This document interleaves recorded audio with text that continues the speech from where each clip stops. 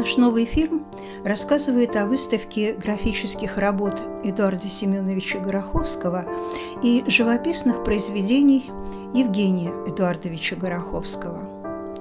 Хочу уточнить, в нем не будет биографических сведений и анализа творчества художников. Это рассказ о работах, представленных на конкретной выставке, которая открылась 16 июля 2024 года в Московской галерее Fine Art. И пока идет ее монтаж и собираются на вернисаж зрители, несколько слов предыстории.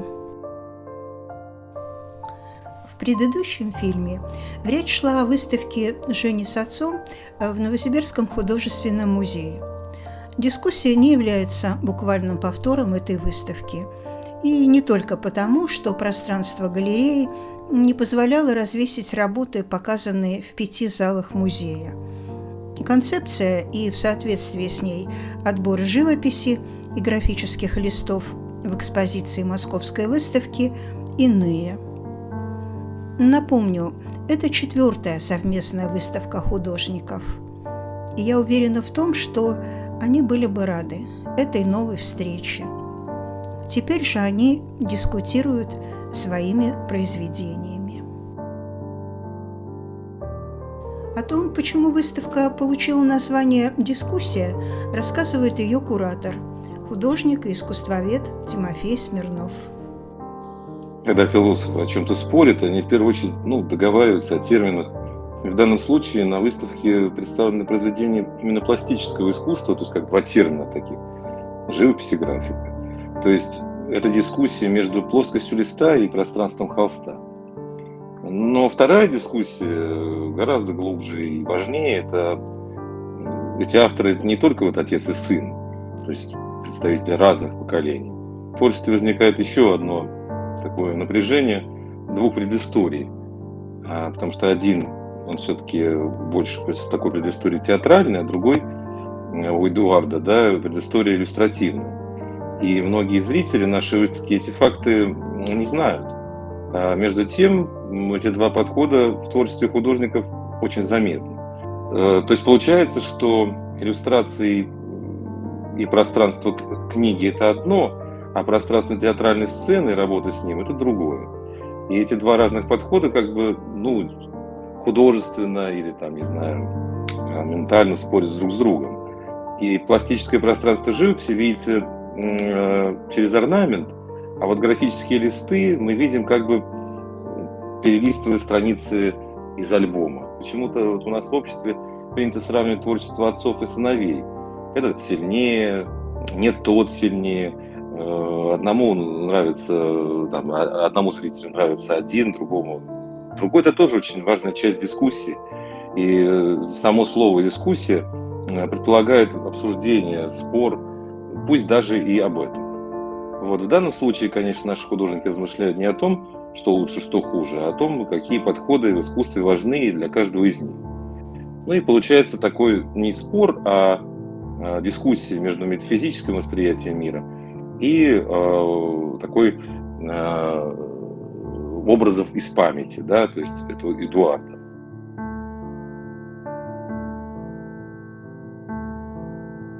Согласитесь, трудно найти взаимопонимание, если дискутирующие не имеют в своих аргументах ни одной точки соприкосновения.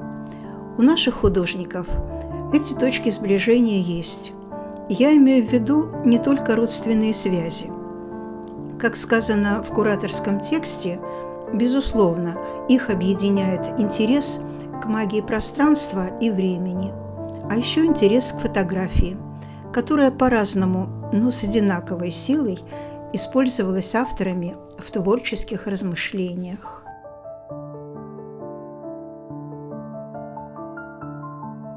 «14 из 17 графических листов Эдуарда Семеновича, представленных на выставке, можно отнести к работам из серии под общим названием «Семейный альбом» или близким к ним по смыслу. Перед зрителем предстают увеличенные в размерах портреты из семейных альбомов прошлого, рубежа XIX-XX веков или 20-30-х годов. На них мы видим красивых, некогда счастливых людей. И художнику хочется продлить их жизнь, воскресить память об ушедшем счастливом времени. Но эти фотоизображения вызывают у нас не только светлую грусть. Часто они рождают тревогу и желание понять, почему на некоторых альбомных страницах вместо фотографий остались только подписи, или фотографии, перевернутые обратной стороной, а то и просто пустые страницы. Особый интерес представляют те работы, которым даны исходные фотографии. У зрителя появляется возможность наблюдать трансформацию реального фотообраза в образ художественный. В работе, которая называется «Зеркало», мы замечаем не только зеркальное изображение персонажей, но и нечеткость лиц, словно проступающих из глубины пространства и времени, и то, что графическая плоскость как бы затягивается паутиной. Нечто подобное происходит и в других работах. Все эти так называемые помехи, царапины, наросты, тексты, тени, наплывающие на лица, или, напротив, чуждые монохромной сепии цветные вкрапления, призваны напомнить о том, что время неумолимо. Оно уносит не только людей, но и память о них. Об этом, мне думается, и пытался говорить с нами художник.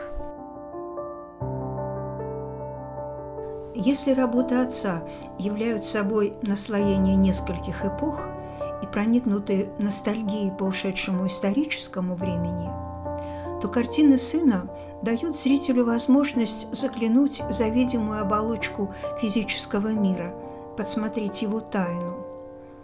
По словам искусствоведов, смысловой акцент в них делался не на достижении фотографического сходства с средствами живописи. Художника увлекали потаенные смыслы, сокрытые в мире фотообразов. Сигналами, которые подает неизведанное, тайное в его работах, чаще всего становятся геометрические орнаменты. Благодаря своим повторяющимся элементам они создают ощущение непрерывности движения, оживляют статичный мир изображенного. В качестве орнаментальной детали в картинах часто встречается гексаграмма, один из древних символов гармонии земного и небесного, божественного управления мирозданием. О картине «Постоянные порождения называются переменами» Женя писал: «Свободное парение звезды, белый огонь, поддерживается кругообразными лучами, имеющими силу притягивать, объединять и очищать окружающее пространство, небо, землю и воду».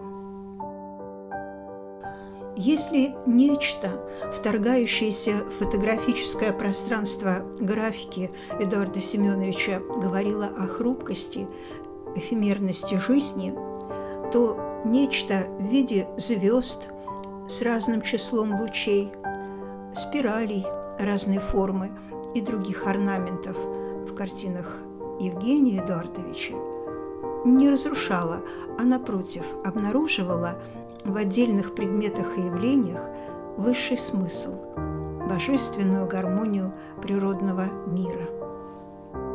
К сожалению, мы не имели возможности показать на выставке автопортрет Эдуарда Семеновича, но его можно было увидеть на одной из фотографий фотоколлажа. А на необычный портрет Жени нельзя не обратить внимания. Это астрологический автопортрет.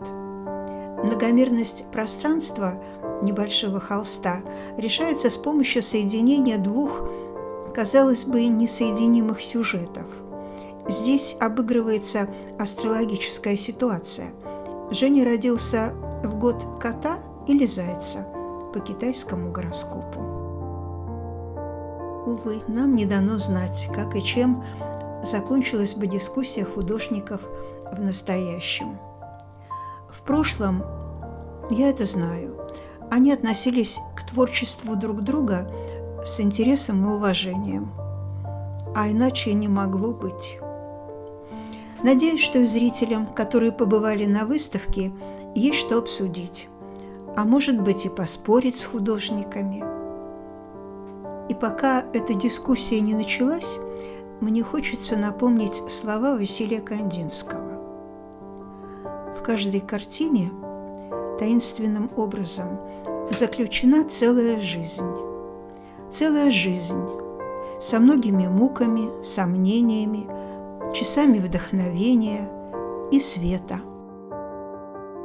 Мне думается, что выставка произведений двух художников в галерее Fine Art дарит зрителям искусство, наполненное светом.